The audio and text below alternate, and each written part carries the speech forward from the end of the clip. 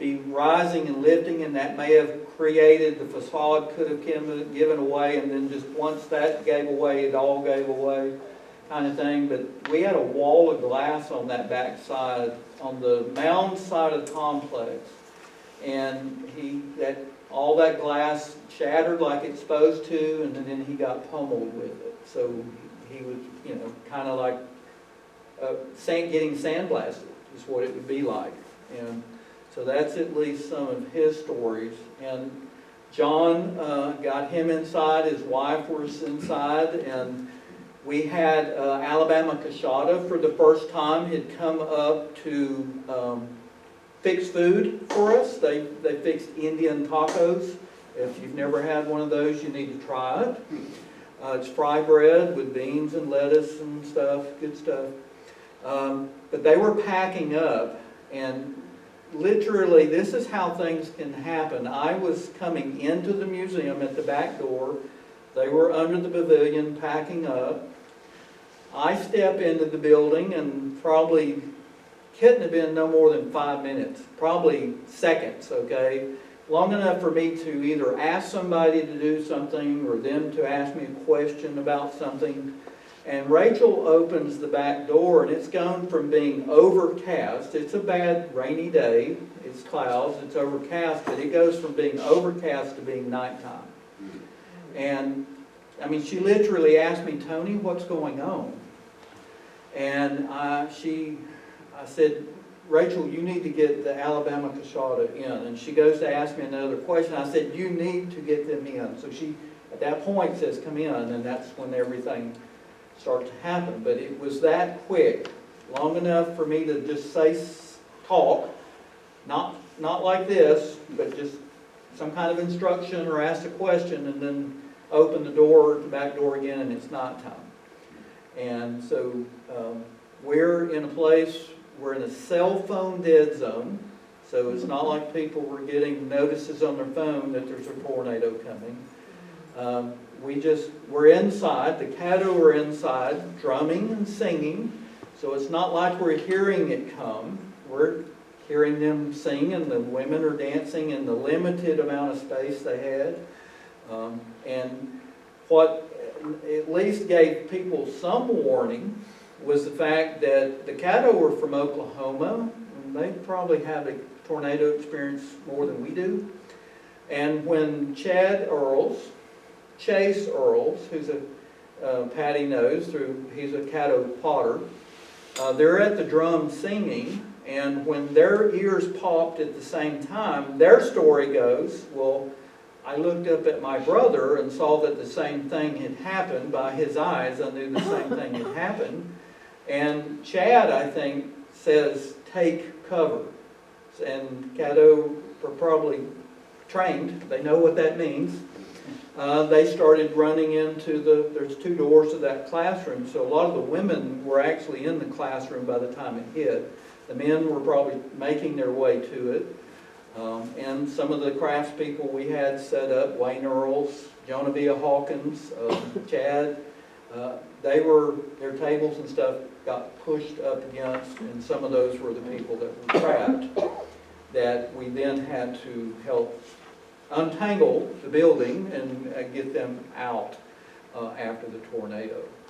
So your question was, were there people in that grass house? Yeah. There were 5, and they all survived. And will y'all rebuild the grass house? We would have already started doing that if this pesky COVID had not happened.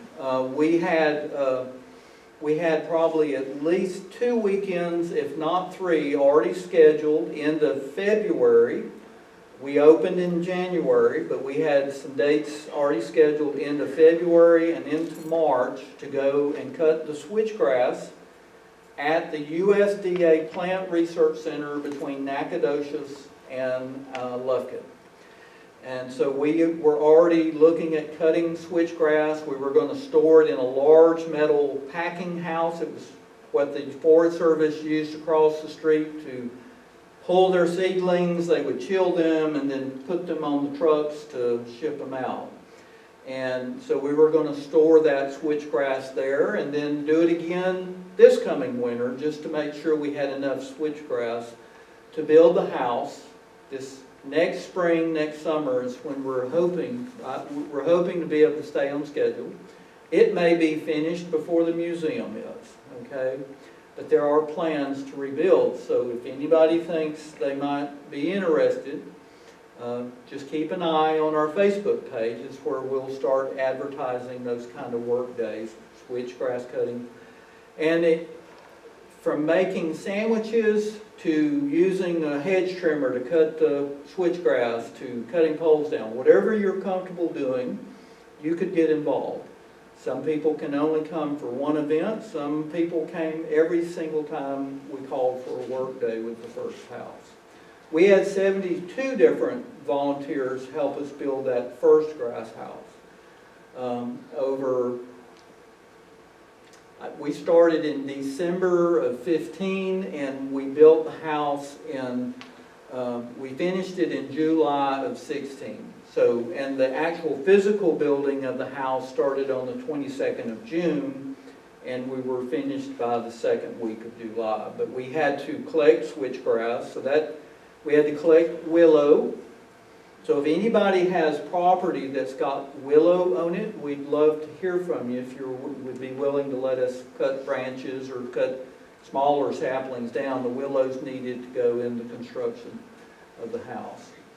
The pine poles we can get access to. The willow right now is going to possibly be a problem, and the switchgrass we can get access to. I don't know that I'm going to have access to the same plot of willow that I did for the first house any longer. So I've got to source out some new locations for that.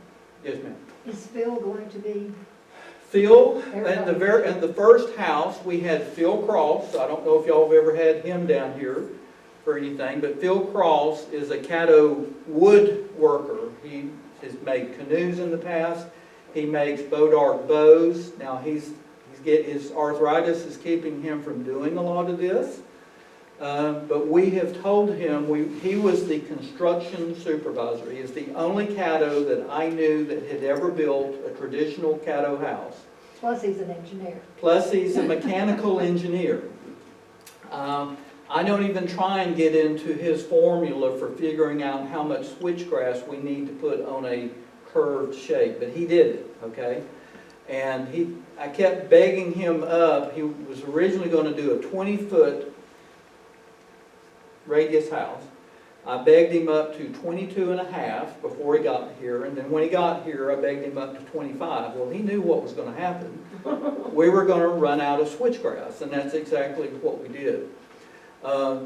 But switchgrass grows like pampas grass. It grows in clumps, and you cut it down or burn it in the wintertime, it will come right back from that same clump.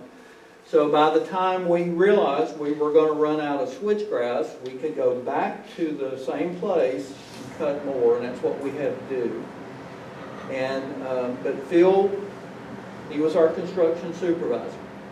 We were able to raise enough money to allow us to bring in Chad Earls. He's a Caddo artist, just like his brother Chase. He was working for himself at the time, so he could devote 6 weeks worth of time to building this house. So he came in as an apprentice under Phil Cross. So right now we have told Phil, even if he's sitting in a wheelchair or at a picnic table with a bullhorn, we still want him there supervising the construction. We hope to have Chad there also participating. We hope to get more Caddo involved this time than we did last time, and raise enough money to also be able to help supplement them and cover some of their costs for coming down for a weekend or something to volunteer.